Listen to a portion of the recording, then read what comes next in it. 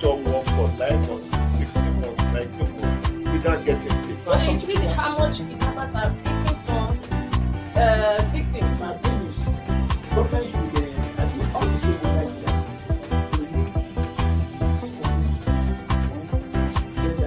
Get that, and I think you get that.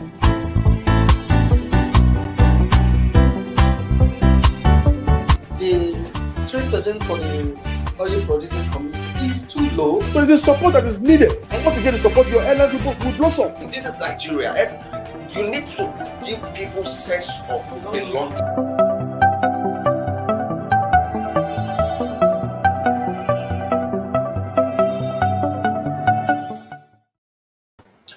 Good morning. This is Inside Nigeria, reaching you from Leadership Podcast Studio here in the Federal Capital Territory of Abuja.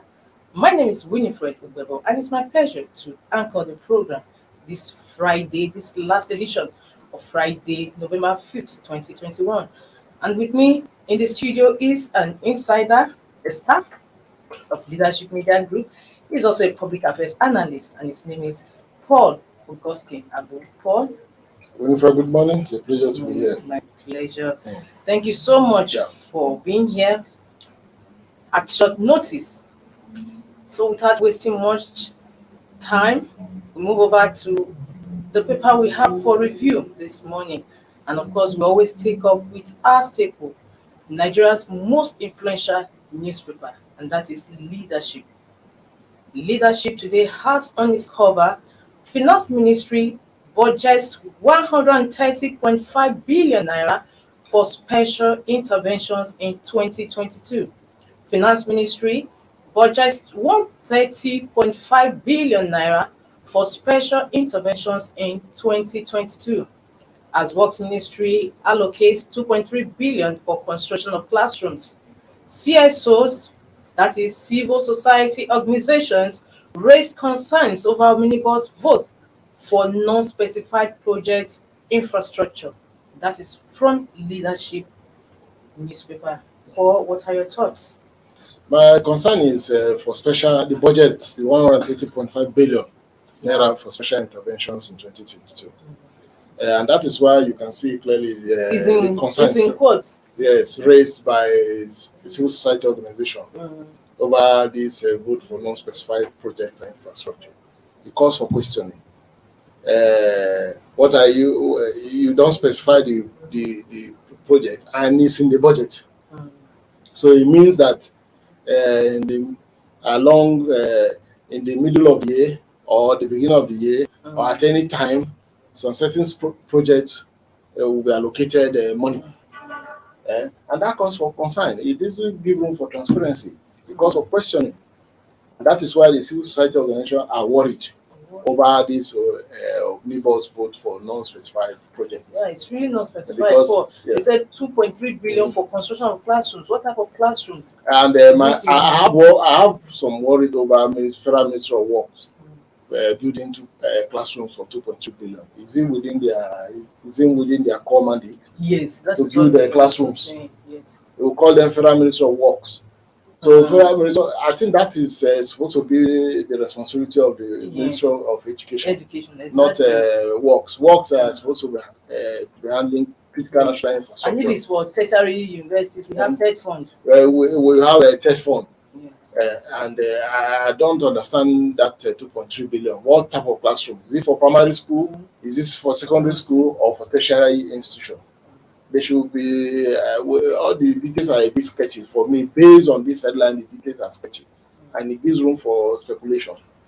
I know Nigeria, anything, public servants can do anything to make money for themselves. 2.3 billion for what? Classrooms. Primary school, secondary school, high institution for what? Is it within the core mandate of the Federal Ministry of Works? Because it said as Works Ministry allocates, is it within their mandate to build classroom? So these are some. It gives room for questioning. It does. So we don't. I think this kind of broad or sweeping public statement coming from public offices like gives room for questioning. it gives room for question. And people, we are already inundated with issues of corruption. So we shouldn't be getting stories like this from a reputable ministry as Ministry of Works. Yes, and Paul, there's another thing too. CSOs, this is a second bullet, that CSOs raise concerns. I think, in my view, that the concerns should not just stop there in issuing press release. They should go to National Assembly where budgets are being defended to go and make their views known. Don't you think so? But they are not part of the. Yes, they can only raise. They are within the. For me, they've not done anything wrong, and they've tried. They are within their rights. Yes. But they are not defending any budget. So they on what basis would they go to the National Assembly? No, but they are still. They can protest like this. They can protest. No. They can protest using. But MDAs are still defending budgets. Yes. Currently. So but what would they go there to do? Are they one of those people defending budgets? They can only write to the National Assembly, raise issues like this, just when they raise this concern. That why non-specified projects. In fact, yes, it's been allotted monies. So it means that they are in the middle of the year, along the fiscal year, things like this will be slotted. There will be slotting projects that at the end of the day you will not see. The project will only exist in papers. You will not see them fiscally, and that is why the CSO are raising concern. And that's quite germane. It's quite germane because we don't have the money. We don't have the money to spend. Okay, thank you so much for that. From Leadership newspaper, we move over to its sister publication, National Economy. National Economy says today, federal government to monitor implementation of minimum wage, sanction defaulting employers. Federal government to monitor implementation of minimum wage, sanction defaulting employers.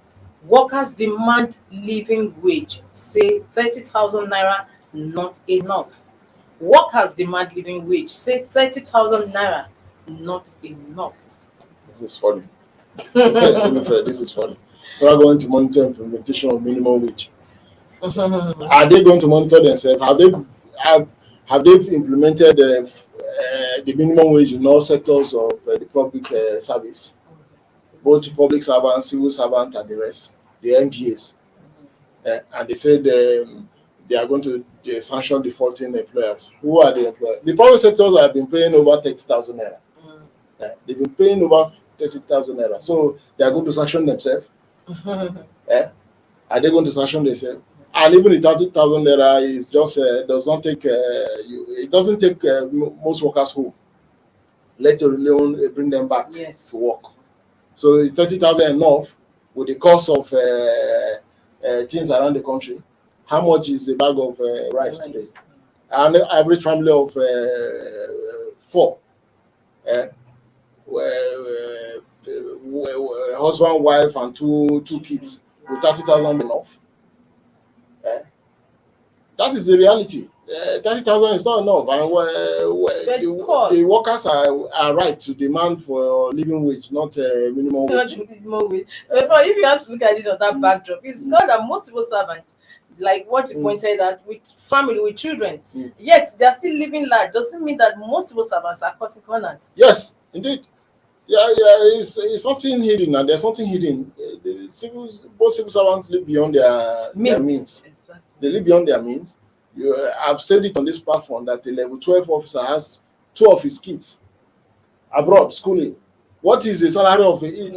Not even a parasata, because the parasators and agencies, the commissions, have different salary structure from ministries. This man works in core ministry, level 12. And has his kids schooling abroad, studying medicine in one of the European countries. Where is he getting the money from? If not cutting corners. If you go to Federal Secretariat and see, nothing is for free. You are looking for office. The man the security man that want to direct you is expecting something from you. But the right now, as we are talking now, go to Federal Secretariat and see what is happening. It's all over. They cut corners to make money. You know, a few days ago, the ICPC revealed there was allegations or revelations that two Public servants. yes, how many houses here? Yeah, they recovered 300 and 301 or so houses. Yes, one public servant, 240 or so. Then the other one 241. Then the other one 60. Yes. One public servant, one civil servant, 241 houses in Abuja, where to even get a 50 by 50 land it's difficult. It's difficult. I met one. I was at the mechanics recently, and I met a retired assistant director in one of the agencies within the Federal Capital Territory. He thought, look at the rickety car the man drive, and I said, okay, you retired as an assistant director. Why are you driving a rickety Corolla? So, my brother, it's not easy. That yes, I refused to. I saw my colleagues cutting corners, but I was afraid. I was relying on. He was telling me that look, he had to. The way he even got one small property around Cuba. The way he suffered, he sweated before finally got that location from the same organization where he worked, because he decided to live a decent life in the public side. An assistant director. There are some people who are assistant directors today. They are living like many big time politicians. So that is the life in the country, and that is why ICPC, all the relevant anti-corruption agencies need to be on their feet. One public servant, 241 houses in Abuja. That's insane. It's really abnormal. And these are some of the things that discourage investors.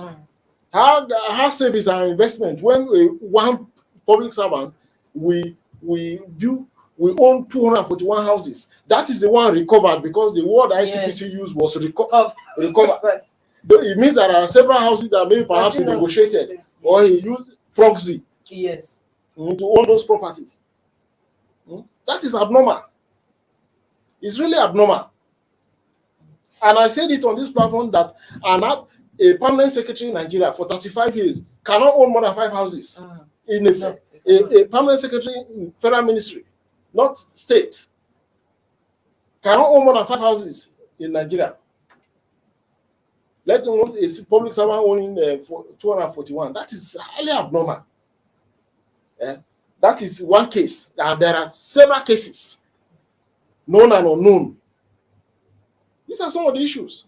I think that was what you're saying. That was one of the issues that came up, I think, during the first tenure of Edo State Governor Godwin Obaseki. And you saw that during this, when he was liaising with some directors of this education parastatal, and they told him something was free, and he got to know that he has been paying for it. The PEMSEC that has been making budgetary allocation for that sector. Meanwhile, it was supposed to be free. There are a lot of things that happen in this country. And it also brings to mind the saying that behind every failed government is the civil servant. Of course. Yes. Behind every failed government is the civil servant. The public servant, the civil servant. And it's because of the system. It's a system. The system is weak. The system is not proactive. You don't hear such things. You can't hear such things in England. Or in private organization. Where you have a very strict system. Everything is accounted for. Yes. Everything is accounted. Have you ever heard of a scandal, big time scandal in one of the banks? In Dangote company. Even our own organization here. No. We don't hear such things because of the strict system. A system that works. But in public service, everybody takes it that look. No, it's not my father's business. And if you talk too much, and the worst is that even if you bring an imam or a bishop into the public service, he won't be able to impact positively on the system. So you get corrupt too and yes. mess into the system? Yes. Wow. These are some of the issues. And the leadership, it is from the leadership from the top. The president, the vice president, the senate president, our leaders must take interest in what happens in various MDAs, ministry, department, and agencies. If the president resumes work 8 o'clock or 8:30 is seated, I expect that all the ministers, permanent secretaries, directors should be at work that same time. And no surprises. No surprises. The president should and the vice president and others should be surprising public workers. Take for instance, if the president appear in the federal secretariat at 9 o'clock, I can assure you that more than 60% of the staff will go on suspension. Will go on suspension for absenteeism. You will not find a minister there, you will not find council, you will not find a director that doesn't come to work till 11 o'clock. How can he sanction a staff? His subordinate. This is a systemic thing. And there's no ownership of public office in Nigeria. There's no ownership. Say, look, let me take it like my father's property, like my inherited business. There's this laissez-faire attitude, I don't care. Yes. So if the social person is saying that today, people have stolen more than that now, leave him alone. So these are some of these issues. It's a systemic thing. And until you start working on the various fragments of the system, putting things the way they should, this will not improve. Corruption has become a way, endemic, a way of life in Nigeria. People celebrate riches. Yes. In fact, there's this man in my area that anytime he comes for community meeting, they used to abuse him. That you retire as a director, look at nothing to show. Nothing to show. And meanwhile, this gentleman was just living within his means. But anytime he wants to talk, he say, "Please sit down, sit down." Look at this one. He does this. He does a senior. He has not even reached a standard. But look at what he's doing. Look at what he has achieved. He's been ridiculed because he chose to live a decent life while in service. We celebrate. We celebrate corruption. Instead of speaking against it. They say when your mates were there, they made this, they made that. Look at you. These are some of the issues, Winifred. It's a serious matter, and it has to come from the leadership of this country. It is. Thank you so much, Mr. Paul, for your thoughts on national economy. We move over to the Punch newspaper today. The Punch newspaper. Punch says, still on Ikoyi building collapse. So Punch is taking it further. It says Ikoyi building, developer friends corpses recovered, death toll hits 40. Developer friends corpses recovered, death toll hits 40. Families lament delay in identifying corpses, completing casualty figures. Sanwo-Olu, the Lagos State governor, declares 3-day mourning, cancels official engagements. Paul, this building collapse is one building collapse too many. Too many. The number 60. The death toll is still counting. Now, presently, they say it's 40. It's number 60 in the last 4 years or so. Yes. In Nigeria. About 60 buildings have so far collapsed or so. And it's embarrassing. It shows that we are not taking issues of national development serious. It's negligence and negligence of supervising authorities, greed of the investor, that's the developer. Unfortunately, he was caught in that unfortunate incident. And I also understand that he was there while the death toll is high. It's because he took a prospective buyers. Yes, that's what people say. Yes, that he took clients to the building to show them. You know, Nigerians buy flats. They buy flats in a high-rise building like this. You can choose to buy 5, choose to buy 6, even 10 flats. Then you rent out, things like that. So he is unfortunate that he took friends there, prospective clients and stuff like that, and the thing happened. It shows that there's no two-way. The Chinese used to say that you cannot carve a rotten wood, no matter what. You cannot carve a rotten wood. The foundation, something was definitely wrong with the foundation of that structure. I may not be a building expert or a member of the 7 professions that make up the building code or something like that. But I know that, look, if you have a faulty foundation, no structure can stand on it. Even those of us who have built small houses, we know what we put in to ensure that the structure stands. So you are building a 20, whether 15 or 21, because I understand that he got approval for 15, and some people say 5, some people say 15. No matter the levels, the approval, supervision failed. Supervision failed because if the regulatory agency in Lagos here were up and doing, yes, they would have pointed to the developer that, look, gentlemen, what you are doing falls short of the requirement, and there's consequences. Please stop. But perhaps maybe some people tried, and superior authority maybe say no, it's one of our own, and let him continue. That's a building that has not been occupied. yes, Cave in. I know if it's occupied, there will be more pressure, weight, pressure. There will be a lot of things that will go into the building, and to add to the weight on the superstructure. yes. So it shows that, look, something fundamental was wrong.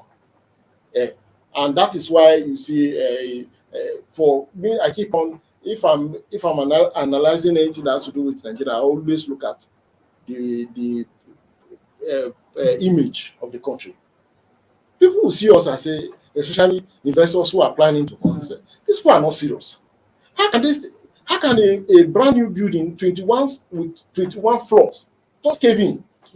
It shows that some people are not doing their work. And this panel is set up by the Lagos State government. We've seen several panels come and go. That is where I'm going to, Paul. Do you think there are lessons learned in this country? Are you sure? We don't learn lessons. Because we don't learn. We read about years ago about the synagogue. Yes. I also came crashing down, killed several people, because of people, even foreigners too. We also caught in the mayhem. And right on Tuesday, this Tuesday, another video also collapsed in Lagos State. So what are the lessons learned? It's like we don't learn. Happens, we don't learn lessons as usual. Yes, as usual. Just like this case of insecurity. Today now it's all about University of Abuja, and the one area around somewhere in Niger State. And Mr. Paul, sorry to also cut you in. I think, and it's also sad that even the panel that has been set up, the owner also died in the rubble. Yes. We just read about it. Yes. His body has been exhumed. So who are you even going to met penalty on at the end of the day? Because this is the first time we are hearing that even the builder, the owner, also died. Was also caught up in the unfortunate. And his friend that was on his way to US, he called him to come and see the building. He turned back and he was supposed to celebrate his 50 years birthday in the US with his family. So he just made a detour and died. So died there. We are alongside several innocent workers, and it's unfortunate. So are lessons actually learned from all these we don't learn lessons. I said it before. We don't learn. Just give this matter 2 months, 3 months. It will filter away, and life will be normal. It will be back to business. This structure is you are not following the approval. You are shortchanging. You are not using the right material. Instead of you to mix 4 bags of cement with iron 16, you go for iron 12. Do you know that this tank stand in some of these houses will build around? I've seen a building where they use iron 10 to stand water. Yes, water tank or so. I've seen where they use iron 10. And before you know, the owner of the house will say, this 1,500 liters of 1,500 liters tank that I have is not enough again. Let me go for 2,500 liters. He has forgotten that he used iron 10. The superstructure is iron 10 instead of iron 16. Then after a while, he said, no, this 2,500, I want to start selling water. let me change to 3,000 liters or perhaps 4,000 liters. One day, that thing will cave in. And God help the Eh? an unfortunate soul that is around. Yes. These are some of the issues. We like cutting corners. Our engineers like cutting corners. Even the owners, even when the engineers say, okay, sir, this is the right. No. We can manage instead of 3 trailers of cement. Why can't we use 1.5?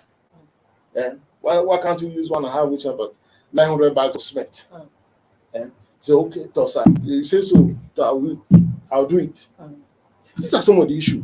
And the regulatory authority you don't find them. And once you come, look at our immediate environment. Those of us who live outside the fringes of the capital city, you see red mark all over.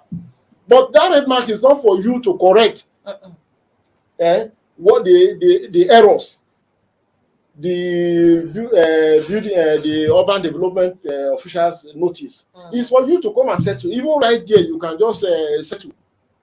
And they let you to go. And they let you go. They say, okay, continue work. Meanwhile, you have crossed by some inches into the government planned road. You are not doing the right thing, but they'll let you go because you have settled. Yes, you have settled. These are some of the issues. If this panel can honestly do their work, you get to hear a lot of things. But at the end of the day, would the lessons make meaning? Would the report make meaning to us? We'll forget it. Maybe one high-profile person might be involved in another project. You say, okay, because he has big-time connection, we don't want he's a party member, he's a party man, this and that, and you let go till the next one happen. Because I read in a report that this is the 60th, number 60 in 4 years or so. Yes. In Nigeria. And Abuja too is not exempted. Abuja too has recorded building collapse. Yes, in Gwarimpa. So it's a wake-up call for the regulatory authorities, the leadership of the country, that look, we can't be losing lives like this. 40. That is for now, because it's likely to go up after today. Well, from Punch newspaper, before we go on break, I think we should we should go on break now. When we come back, we'll continue with the papers we have on our menu. Don't go away.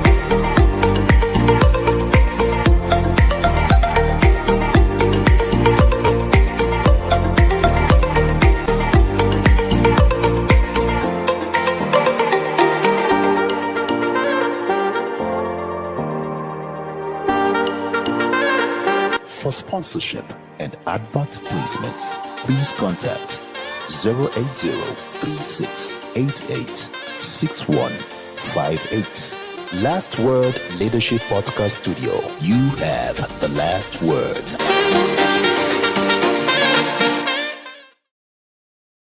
Yes, welcome back.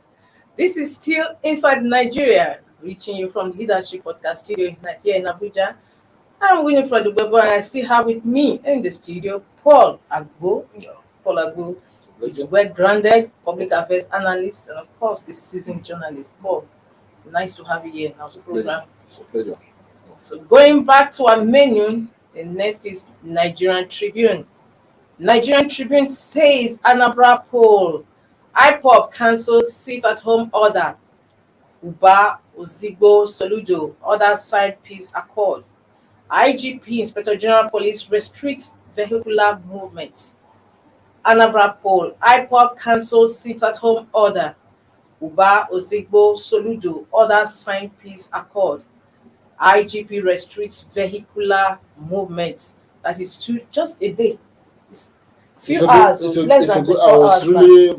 I was really happy when that news broke. Mine too. Yes, that IPOB has cancelled. Even with the cancellation, because people psychologically they've been tortured psychologically in the southeast. There are lands that even this morning Onitsha, the streets of Onitsha, all deserted. Or empty. But I think the people, it was the next few hours it will sink into the people that things IPOP has given up on this sit-at-home thing. I think they now realize the statement the IPOP released. They were even talking. I was seeing INEC in IPOP statement. Wow. Go and vote, defend your vote, and I was really happy. When I saw that. My fear is now is that I hope people will not think that maybe this is a trap. No, there will be fear. There's some way they can repair. To get us out. The damage, there's damage there, but there's some way the repair can be absolute. The damage done to the psychic of the people.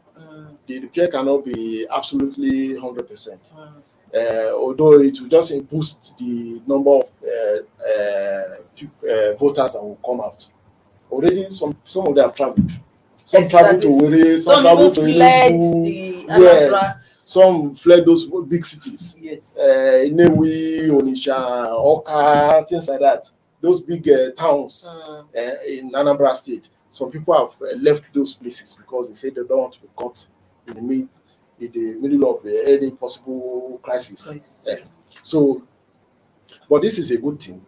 I was really happy, and I must commend the leaders of thought that had consultations with the IPOB leaders. I understand that it was done by traditional rulers, religious leaders, not politicians. Okay. And with this thing, now the politicians in the southeast are gradually losing relevance. Yes. Because they were not talking. They were afraid. They were afraid because of what happened to Soludo's convoy and things like that. Some of the attacks. Some of them were afraid that they might be subjects of attack by IPOP. So they were just they decided to go to hide in their cocoon in a safe zone. Only a few of them were talking. And if you see an average listener talking, politicians talking, they try to play safe. Yes. A little to the left, a little to the right, and stuff like that. It's true. But be as it may, I give it to the religious leaders, the traditional leaders that were able to persuade the IPOB leaders to see reasons why the Anambra people should not be shortchanged, should not be denied this very, very fundamental right of selecting the leadership of the state. So it's a good thing. It will boost the election image. So the result will not be doubted. And I like the statement that look by IPOB that go out, ensure that you vote for your candidate. And they didn't take position. The candidate of your choice. The good thing that IPOB did not take position. And that look, vote ABGA, vote PDP, vote to Soludo, Zigbo Uba, and the rest. No. Go and vote. Ensure that you vote for your candidate of your choice and defend. Ensure that no rigging. So it's a good thing. I must give it to IPOB. Yes. And it shows that Winfrey, it shows that political solution can douse this tension in the southeast. It's all about giving out concession. You must not have everything. Yes. And And what I wanted to add is that whether it's a view or a question to you too, Yes. so that you also shed more light, is the neutrality of the security in Anambra State. There's need for them to stay neutral. It's not for people to come out and at the end of the day, there is still reports of snatched there's buses. there's no need So what using is the your word there's take on need. that? Yes. It is their responsibility to be neutral. That's what I'm saying. You know, before now, people believe that no, they are going to rig the election in favor of a particular candidate. That the APC wants to go there and rig the election in favor of a candidate, Senator Uba. So the security agency operating, the agencies involved, it is their duty to be neutral to ensure that there was peace all throughout Anambra State in this very, very important moment of their life. It is not that there's need. Don't use the word need. It is their responsibility to ensure that fair play is the order of the day. Their role is to ensure that, look, there is peace, there's tranquility, there's transparency in the entire processes. Their own is just to provide security, not to intervene in the electoral processes. So it is incumbent on them to ensure that, look, Anambrarians go to the polls without fear. And to ensure that, look, we should record this issue of ballot snatching and all this intimidation that marred some elections in the past. Let us say, Anambra, in spite of this perceived insecurity, Anambra came out as one of the finest elections. Yes. They should let their votes count. They should let their votes count. Today, when we talk about a Edo election, people like making reference to a Edo election. That's one of the finest. It's one of the finest. Ondo election and the rest. Unlike other elections we had in the off-season, the election we have the past where you'll be hearing all manner of stories. So I think it's an opportunity for the security agency, for the people of Anambra State, to show that, look, yes, we are experts in going to court. We are experts in challenging even town union leadership, trade union leadership. We can chase it down to the Supreme Court, but we don't fight. I know they have that working for yes. And you see the caliber of people that are coming out talking about Uba, Ozigbo, Soludo. These are men that even if they have deep pockets. You saw what apart from their pedigree, they have deep pockets. You saw what Ozigbo and Soludo went through down to the Supreme Court. You know that Arab people are very good at that. They will challenge you to any length, but they don't take up arms against themselves. They have that thing for them, that record for them. So yes, anybody that feels aggrieved after the election, especially after signing that peace accord yesterday, about 8 of them signed. I must commend the peace committee led by former head of state, there are Absalami Abubakar and Bishop Matthew Kuka and the rest.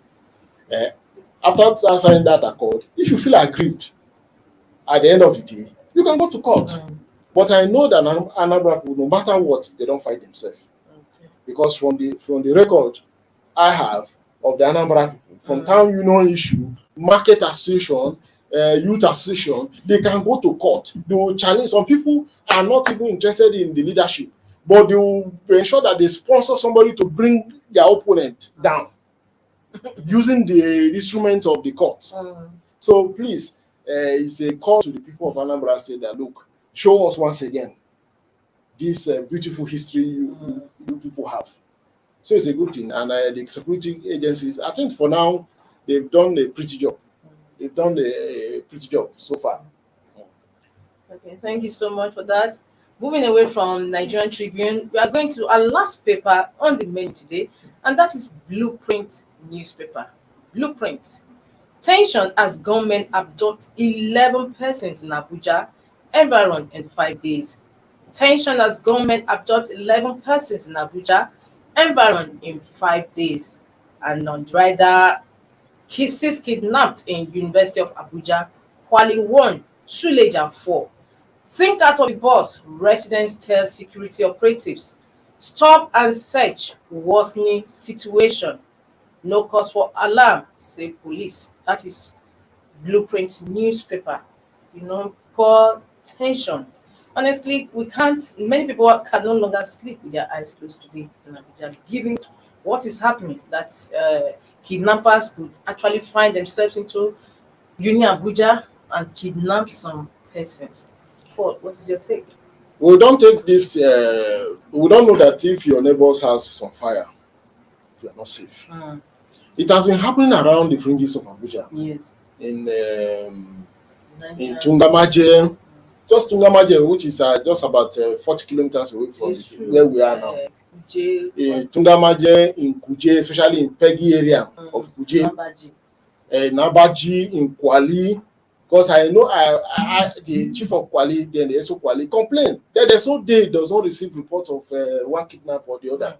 But those people who enjoy the cities, the luxury of the city center, within the federal capital city, seem to take it. No, it's normal.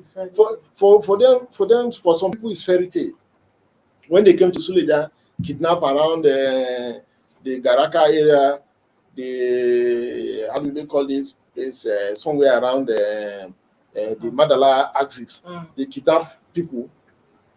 People didn't take the matter serious. It was the government that was lamenting. And then they now shifted their trade to Tungamaje.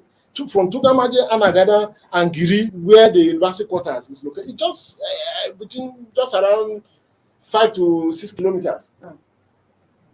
And if you go to the University of Abuja, because one of the professors, I didn't know that he was a victim. Okay, you know him? I know him. I know one of the professors, Professor Bassi, a very good friend of mine who has encouraged me a lot. I didn't know until I came back yesterday when I was I just entered my room and I saw my people watching the AIT, and I saw Professor and his wife crying. I said, "It's not Professor Bassi."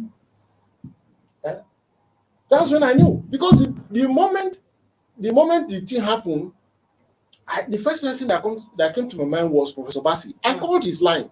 I couldn't get him. All his 3 lines were all switched off. Until I now called somebody. The thing, when you don't have somebody that is a victim that is very close to you, you don't feel it. Exactly. That's how it is. I've not been okay since yesterday. So I now had to call another doctor. Doctor, I said, he started telling me the whole story. The compound, the university quarters, if you go there, you will know that, look, that place is porous. University quarters there is porous around Giri. It's porous. And the way Amana, those guys ambush those professors in the Gestapo manner. Sometimes I was asking somebody that, is it that it doesn't have collaborators within the university community or from outside the community and things like that. But because this issue of kidnapping has become rampant, you cannot easily pinpoint at any yes. Because while we were talking, the 4 women were kidnapped at Kwamba in Suleja. 1 person was kidnapped in Kwali. And if you look around, within 24 hours in Nigeria, in cases of kidnapping, it's overwhelming. It's rampant. It has become a huge industry now. And whenever victims are rescued, they will tell you that no ransom was paid. But if you could dig deep, you discover that ransom. And how do they pay this ransom? That their abductors are not known.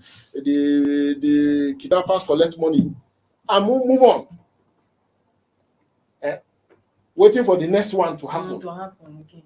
So it's really a challenge. And police is telling us no cause for alarm. But unfortunately, the good thing we got news. Confident. We got news this morning that the Abuja professors and their family members have been rescued by the police. Oh, good. Yes. All of them. Yes, that's what the breaking news we got this morning, and thanks to everybody involved in that rescue. But I hope ransom was not paid. Because if ransom was paid, it means that those professors have been further sink into poverty. Something must give in. Eh, so if they pay ransom, it means that the professors must have emptied their Their bank accounts. account, probably sold one or two of their property, then borrowed money here and there to settle for the release of their of themselves, Their family yes, members. and their family members, and that is not good. It's creating kidnapping, is increasing poverty in the country. Is bringing psychological torture on family members, victims. Properties are sold at a very giveaway prices in order to meet up kidnappers' timeline, which is not good. So something has to be done. The kidnapping is coming closer and closer Yes. to Abuja now. What is the distance from Giri to the city center? It's about 44 kilometers A or so. journalist was also picked up. Yes, in Got Kubwa. informed. In Kubwa. So all those places are not part of the federal capital city. It's coming closer to the federal capital city, FCC. So we need to do something. The authorities need to do something. Kidnapping has become a huge industry. A huge industry that pays better than the jobs you and I are doing. If a kidnapper collects ransom 10 million, calculate how many years It take for us to it will take for you and I to raise 10 make that million. kind of money. And we go about that we are graduates and we have degrees, master's degree and PhD. And these guys don't have anything and they make a lot of money. And it's what the governor of Kaduna State, Malam Nasir El-Rufai, also said when Gumi going about that they will stop. He said no, that from what he's saying, they are not ready to sheath their sword because they are making so much, it's so lucrative. So you expect these people that are making so much now to say no, they are embracing peace. I don't see them doing that. So what do you think that can be done to stem the tide? Just like what you said, it's going out of hands. The government needs to be proactive. The government needs to also learn from other climes how they were able to tackle similar cases like this. From especially, I used to give that example from the state of Israel. You also look at countries like Jordan, countries like Egypt, countries like Morocco. And then you look at countries like Mexico, countries like Colombia, countries like Trinidad and Tobago, countries like there's one particular nation again, even Philippines, Cambodia, Vietnam, people that have had crises in the past, how they were able to tame such crises. Countries like Sri Lanka, we can even learn from Pakistan, we can learn from India, and we should liaise with them and study how they've been able to manage their security situation. One, I know that unemployment has a lot to do with insecurity. I know that poverty also has to do with insecurity, and we know that orientation of the people has to do with insecurity because the kind of messages people get, especially from some of our religious leaders, yes, fuel insecurity. So there's a lot the government can do to address this issue. Then one other fundamental issue is justice delivery. Yes, there must be a clear justice delivery. Not this one that you have Evans and what's the other man's name? Up to now, Wadume. Evans' case is still stalling. Evans Wadume is still stalled in court. Yes. But if it were to be China, Pakistan, or some of these countries, they would have dispensed with that matter long ago. Yeah, and it has a way of sending messages Yes. across to If Wadume and Evans kidnappers are still free men, they are still suspects. Yes. They are still suspects until 2 proven years after. guilty by a court of law. How many years after? So it means that if I can kidnap, if I can raise 1 billion from kidnapping, even though I'm arrested, I have lawyers that will fight. Yes.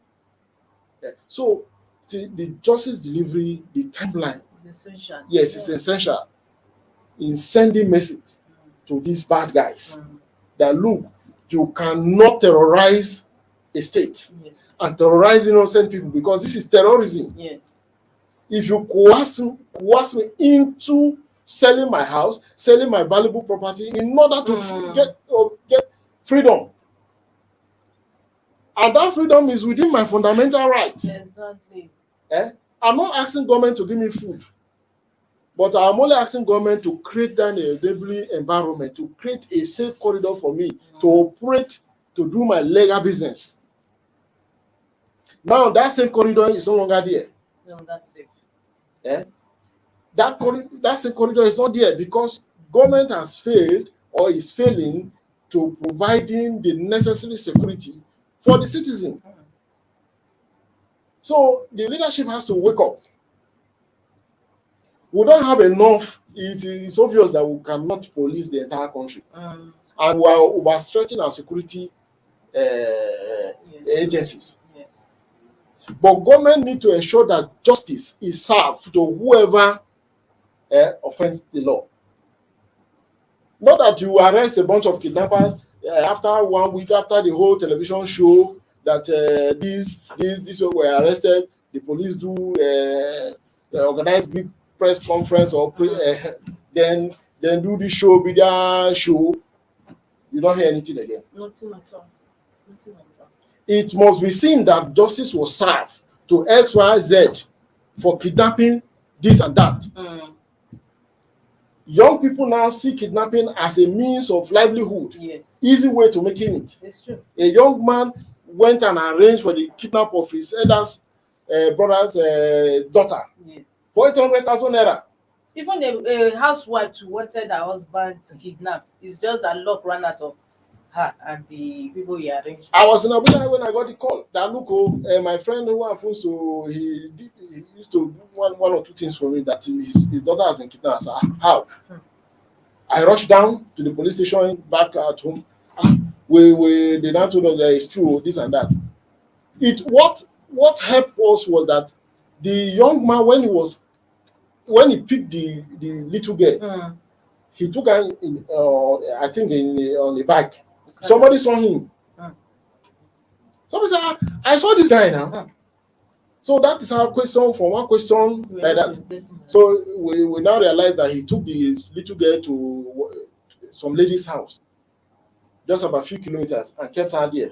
Then he now used somebody, yes, to change his voice, and call the brother that, look, I'm the one who kidnapped your daughter. Bring 800,000 naira. These are some of the issues. Young men now see kidnapping as a lucrative venture to make life very easy, make money. Nobody wants to work. These young men don't want to work again. But if this guy has succeeded in collecting 800,000, you use that money to go and probably look for AK-47 and go for the bigger catch. A bigger catch. Realize that, wow, there's money in this thing. And that is why you see this young men now want kidnapping now has become a thriving business. And the truth must be said also, in connivance with some I know, and that is why the NDLEA comes in very handy. These guys they torment themselves with tramadol, manner of cannabis. They harden themselves, so they have no human sympathy. Thank you so much, Paul. We can go on and on, but unfortunately, time is no longer on our side. We have to call it a day in today's Inside Nigeria. And of course, this is the last episode for the week, November 5th. It's been a pleasure having you around, Paul. It's a pleasure. On short notice. Yeah. Thank you so much. Well, viewers, next week, Monday, is another day. I remember waiting for the Bible, and I'm asking you to stay in peace and have a beautiful weekend. Bye. Thank you for watching. For sponsorship and advert placements, please contact 080-3688-6158. Last Word Leadership Podcast Studio. You have the last word.